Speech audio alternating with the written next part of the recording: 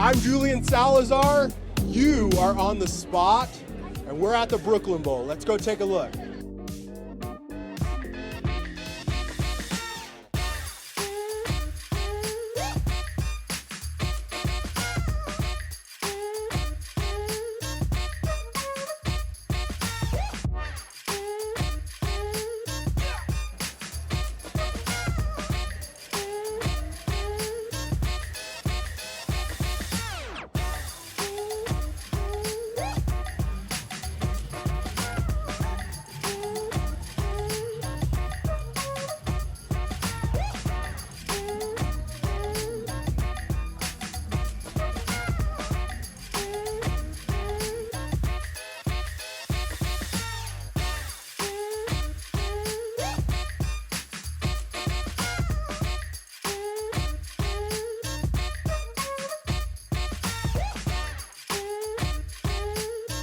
So, Stephen, Julian, thanks for coming out. Thanks for having me, Have you dude. been to the link before? Many a times. Okay. I like this little promenade area here. Yeah, you've got kids. Yes, How many kids do you have?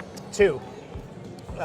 Two boys, 7 and 9. We go to the Flamingo to see the big koi fish and the flamingos. And the pink flamingos. Yeah, which is awesome. Yeah, we just walked by that, and where the flamingos usually are, Yeah. they're not there. Okay. And they got the pelican, which is really cool. No, that's They cool. feed them.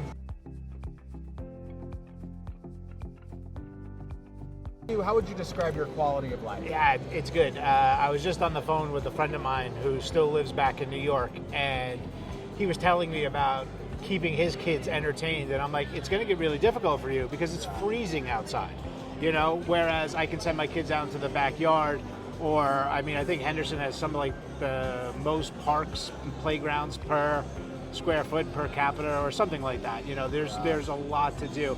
And the weather is always so mild that January, February, you can hang out outside and the kids can enjoy it. You know, always get that fresh air, keep them active.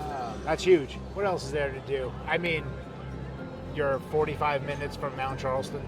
So we get up there, we'll go tubing or sleigh riding, just get out into the snow, you know? That's Yeah. like Las Vegas has snow. Right. That's pretty crazy. I think that gets lost on a lot of people. Everybody assumes it's always triple digit temperatures, hot and sunny. You Yeah, know? 20-minute ride up the mountain and you're in snow. Right. And it's We not ski, even. all that stuff. Yeah, absolutely. And if you've ever been to a ski town, you know it's usually super crowded on the weekends, just packed out. It's never like that here.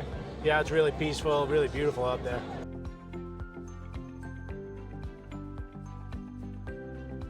Vegas, the Valley of Vegas is not a big place. No. I mean, we have all the tourists in the world coming through here. Yeah. But Vegas in itself, people that live here, it's not that big a place. Yeah. No. Not at all. Which I kind of like. There used to be a time where I couldn't go to like Walmart without running into somebody that I know, like a customer or something like that. Yeah, it was just constantly, you know. But I've always been very like public facing, customer facing, that kind of stuff, you know. Yeah. Yeah. So it's cool. So that's one thing I wanted to talk about, because you and I work together. Yeah. You're my loan officer for the majority of my deals that I could actually push through to you. You're who I use. Now, on my side, in selling real estate, we had to pivot a tremendous amount. We had COVID. Now we have our interest rates, which we work with every single day. Yeah. Which this is not the video to talk about, you know, our economy and business rates Yeah. and all that stuff. That'll be another time. Sure. But what have you done as a loan officer to pivot in our economy? Well, I always go back to the basics when times get hard. You know, you figure out the small group of people that you work with the best. Obviously, you're in that small group of people, making sure that you're taken care of and that, you know, you're around. Always start with the center of influence for sure. Yeah. You know, but when I first started with United Mortgage is right around when COVID hit. We were right here for getting our license, and then March 17, 2020, they shut everything down. So we couldn't go live, we couldn't do anything, we just kind of had to ride that part out. But in some ways, I feel like it was the best thing that ever happened to me, because I needed to get myself ramped up. And right before COVID hit, it was breakneck speed. right? Everybody was flying, doing deals left and right. Then everybody got relegated to their house. So now I started calling them, and they were happy to speak with me, right? They weren't, you were literally stuck in the house. Yeah. So I had really great conversations, told people what I was getting up to and everything like that, and it really helped out. So I kind of feel like with this 40-year high inflation, it's kind of just another bump in the road that we have to deal with, like COVID. And again, go back to the basics, start calling people, and now I'm looking forward to do the social media stuff, right? When are you going to take a little bit of time and focus on making your marketing better? Right now is a good time to do it, right? Because we're coming into the colder months, which is typically a little bit slower anyhow. We got the inflation and the high rates. So I feel like this is a good time to kind of do the things that you've been meaning to do that you say that you don't have time for when it's busy. This is the time to do it. And I think it will help produce leads. When you work hard in these busy times, when the tide turns, you're swamped, because you put in the work when it was hard to put in the work. I think one great thing about my brokerage that I love so much is that when I started selling real estate in Las Vegas, it was the middle of COVID. Yeah. And my brokerage is a cloud-based brokerage. Right. So there was no offices to be had anywhere. To be shut down, right? So everybody else is like, oh my God, what am I going to do? What's happening?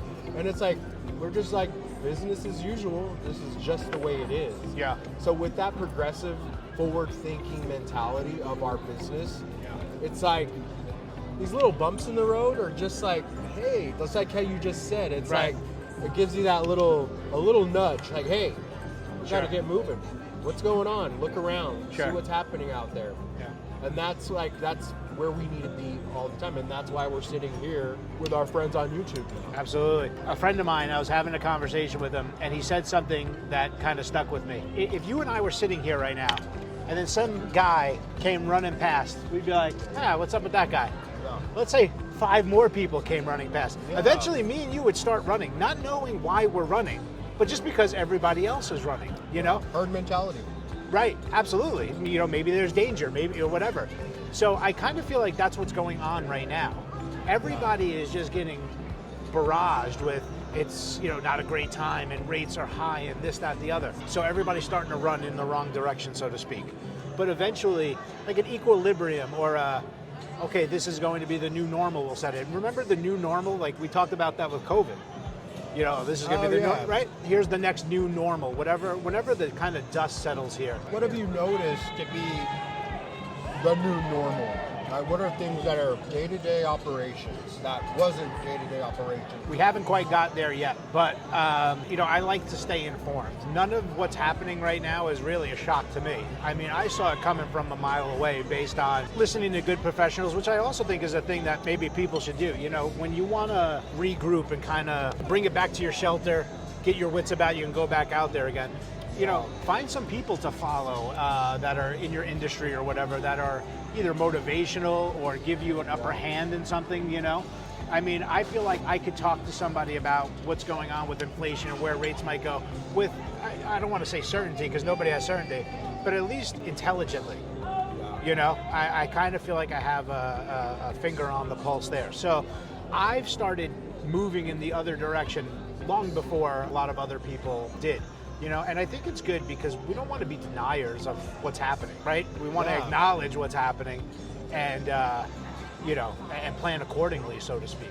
And I think that I've discovered that I look to you for that, and you and I can just like shoot the shit. We just get on the phone and we talk about the way it is. And while we're talking, I gauge your tone, I gauge everything what's going on. And that's kind of like, okay, you are in the trenches every single day. I'm looking at $1 million homes every single day. So it's the same, but it's not. Right. So I have to keep today is a great day to buy a home. And I look to you to confirm that. You always do. Sure. You always do. I call you guys the shamans of real estate. Right. Because it's like, you literally make miracles happen. Oh, well, thank you. Like I imagine you're back there with smoke signals and doing rain dances and all that good stuff. Whatever it takes to get it done. I mean, I haven't gone to the rain dance yet, but if somebody told me I had to, I'd do it. I wouldn't be opposed. We should do that. Yeah, absolutely. Oh, yeah. I guess getting back to it, Vegas is a good place to live. Or Southern Nevada, Vegas, Henderson, right? Yeah. Close to the airport. You can get to so many destinations from here, you know? Nothing's really that far away. You can go to the beach in 4 hours. How about no state income taxes? Utilities are a quarter of what they cost in big cities. I think about the things that went down immediately when I moved here. Number one, state income tax, gone. My electric and energy bill, 75% less. Car insurance went down by 66%. Yeah, it was almost as if I got a raise.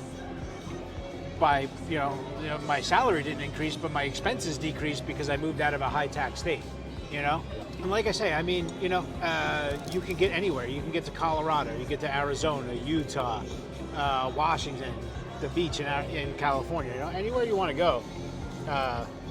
It's a really good jump off place. Where'd you move from? Queens, New York. Yeah, which is awesome. I mean, there's nothing that can compare to it, But this has got to be a good second best for sure. Well, in this same video that we're on, Yeah, we're featuring the Brooklyn Bowl. Have you ever been to the Brooklyn Bowl? this one here, yeah. Unbelievable. It's so cool, man. Incredible. Zach was like, AWOL Nation, one of his favorite bands, are performing at the Brooklyn Yep. Bowl. So we go just for that. Then we get hit up by one of the hostesses that ask us if we want to bowl. Zach loves bowling. Perfect. So he's like, yeah. So here's the deal. You go up, the whole lane is yours. Yeah. You can bowl as much as you want, and they give you all the booze and all the food that you can handle. As much as like $350. Right. And it's just the two of us. So it's like, Yeah, and limitless. we could, I don't even drink. Right. So it's like we're ordering anything on the menu, but we don't even touch $300. Oh, yeah. But Yeah. it was like the best time. I went there. I can't remember the name of the band that I saw, but what I remember was being that you were able to see like a smaller venue band, which was cool, Yeah. right? Because I used to be able to do that any night of the week or any weekend. When I was a kid, because I'm old, they used to have places that had bands, and you didn't have to be 21 to get in. You only had to be 21 if you wanted to drink, so they gave you the wristband. Yeah. But you could be 14 if you just wanted to go see the show, The Brooklyn Bowl is like the closest thing to that, where it's like a small, intimate venue. Yeah. You can see the bands that, maybe they're not super bands yet, you know what I mean? But you Yeah. can get up close and personal with them, and it's like right there. It was incredible. We had these two beautiful Chesterfield couches, and it's like all ours. Yeah. And then you have this band playing live music right here. Right there. And then they're above the bowling alley, the screens above the bowling alley is the show. Yeah. That's so sick. you're bowling, just casually bowling, and you really get to just like throw away like, oh, I'm no good, or I think I'm the shit. But you really get to just play and have fun. Yeah, it's cool. And I discovered that I'm an excellent bowler. Oh, look at you. Like I'm a really good bowler. There you go. Yeah. I had no idea. Maybe it's those black lights. Strikes don't lie, brother. That's right. Strikes do not lie.